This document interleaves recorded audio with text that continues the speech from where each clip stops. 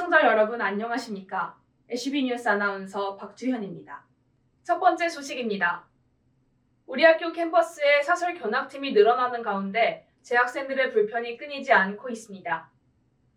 이에 총학생회는 지침서를 배포하고 피해 제보 시스템을 마련하는 등 대응 체제를 강화했는데요. 모두가 공존할 수 있는 캠퍼스를 만들기 위한 첫 걸음이 될 수 있을지 주목됩니다. 유아인 기자가 보도합니다. 우리 학교 총학생회 복지국에서 사설 캠퍼스 견학으로 인한 재학생들의 불편을 해소하기 위해 관련 대응 사업을 본격적으로 추진하고 있습니다. 지난 5월 26일부터 6월 16일까지 재학생들을 대상으로 한 온라인 설문조사를 실시해 캠퍼스 투어와 관련된 피해 사례를 수합했습니다. 조사 결과 총 1,700건 이상의 응답이 접수됐으며 경로방해 437건, 과한소음 414건, 학생 식당 이용 불편 355건 등의 사례도 다수 확인됐습니다. 이 외에도 학내 기타 시설 이용 불편이 253건, 낙서로 인한 불쾌감 247건, 쓰레기 투척 11건 등이 추가로 보고됐습니다.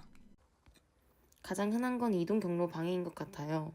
견학팀이 사진을 찍거나 모여서 설명을 듣고 있으면 수업 가는 길이 힘들어지는 경우가 종종 있거든요.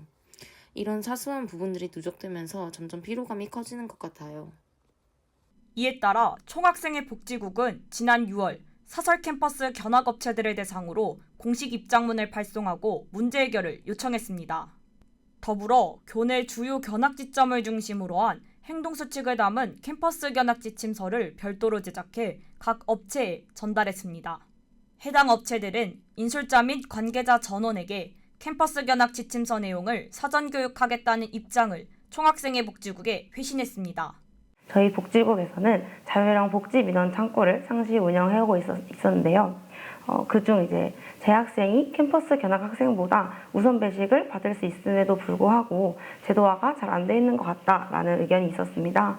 관련 사업을 추진하는 과정에서 사설 캠퍼스 견학으로 인한 다양한 양상의 피해가 다수 확인되었고 평소 재학생들 사이에서도 개선을 바라는 목소리가 있었다는 것을 인지하였습니다.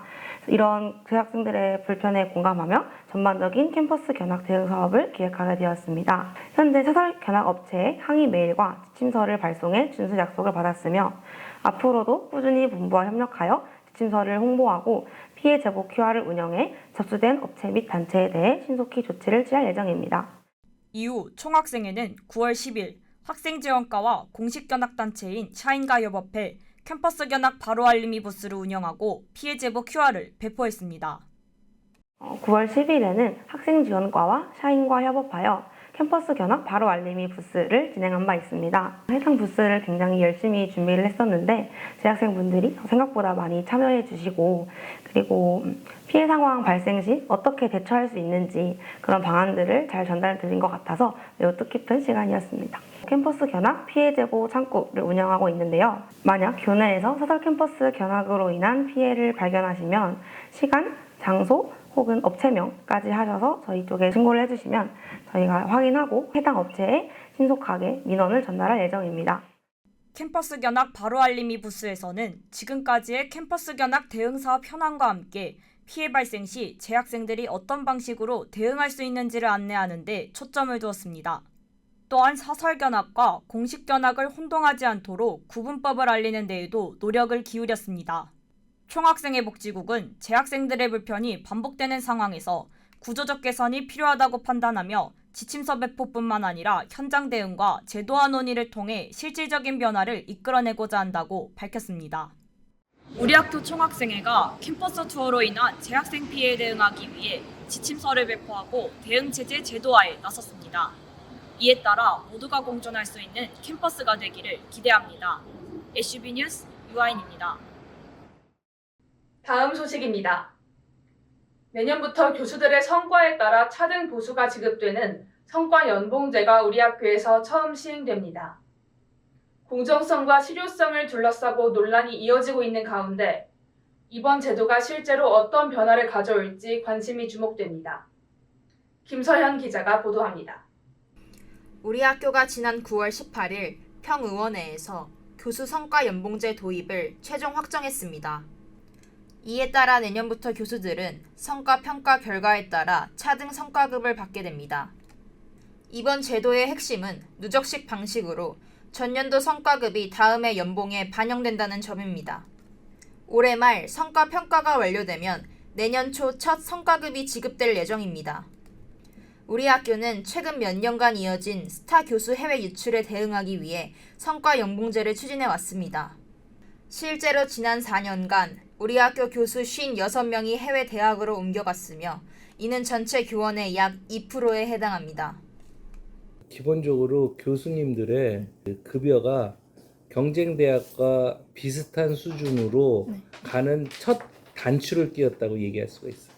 그게 완벽하게 같지는 않지만 이제 같아지기 위한 첫 단추를 끼웠다고 얘기를 할 수가 있어요. 지난 7월 본부는 성과 연봉제 운영 지침 초안을 단과대와 평의원회에 공유하며 논의를 시작했습니다. 초안은 교수 성과를 만족, 보통 1, 보통 2, 불만족 4단계로 나누어 최대 200%까지 성과급을 지급하는 방식이었습니다. 그러나 8월 교수회 설문에서는 다수가 공정한 평가가 어렵다며 반대했지만 응답자 수가 제한적이어서 전체 교수 여론을 대변하기 어렵다는 지적도 나왔습니다. 학문별 특성을 반영하지 못한 획일적 지표와 학생 강의 평가 활용의 한계가 주요 쟁점으로 꼽혔습니다. 정량적인 평가가 어느 정도는 가능해. 근데 교육 평가는 그게 아니에요. 특히 교육 같은 경우는 이 정성적 가치가 굉장히 중요시한 게 있는데 그거를 정량적으로 평가한다는 자체가 이에 본부는 업적평가추진위원회를 구성해 학생 강의 평가는 제외하고 국제 강좌와 해외 교류 활동에 가점을 주는 등 지표를 수정했습니다. 최종 확정된 성과 연봉제는 정년 보장 교수 약 1,400명을 대상으로 적용되며 상위 5%인 S등급 교수는 기준 성과급의 200%를 받게 됩니다. 임정묵 교수회 회장은 성과급 규모가 교수들의 기대에 미흡하다며 아직은 제도의 효과를 좀 더 지켜볼 필요가 있다고 말했습니다. 찬성이건 반대이건 상관없이 평가 지표에 대해서는 모두 다 문제점을 지적한 거예요. 성과연봉제 자체에서 찬성과 반대의 기류는 그렇게 큰 문제가 안 될 수 있으나 성과연봉제를 할 때 제대로 해라. 즉 성과 지표를 계속 개정해 나간다는 평 교수님들의 의견이 반영된 걸로 저희는 보고 있어요. 이번 성과 연봉제는 첫 단추라는 상징성과 함께 평가 지표 개선이 성패를 가를 열쇠로 꼽힙니다. 또한 제도가 학생들의 수업 경험에도 직접 이어지는 만큼 어떤 방식으로 보완될지가 큰 관심을 모으고 있습니다. 우리 학교가 교수 성과 연봉제 도입을 최종 확정했습니다. 내년부터 교수들은 성과에 따라 차등 보수를 받게 되지만 공정성과 실효성 논란은 여전히 남아 있습니다. 이 제도가 실제로 어떤 변화를 불러올지 주목됩니다. SCB 뉴스 김서연입니다. 10월 첫째 주 단신입니다.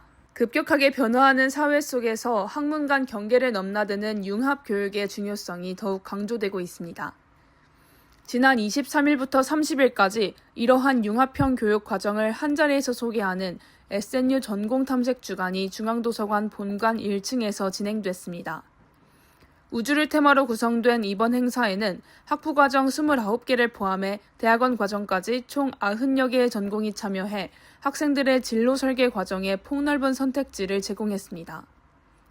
체험 부스와 더불어 행사 기간 동안 주요 단과대학과 융합 전공들이 참여하는 설명회가 촘촘하게 이어져 심층적인 정보를 더했습니다.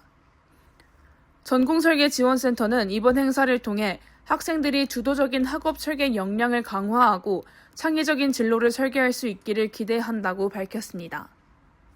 선선해진 가을 날씨와 함께 우리 학교 곳곳에서 단과대 축제가 열렸습니다.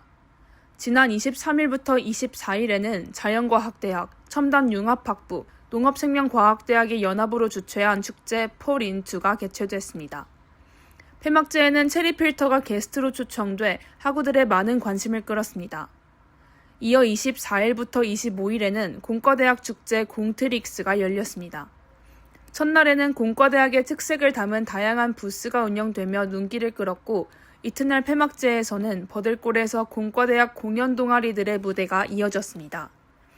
특히 케플러, 이창섭, 비비 등 유명 연예인들이 게스트로 등장해 현장을 찾은 많은 학우들의 큰 호응을 얻었습니다.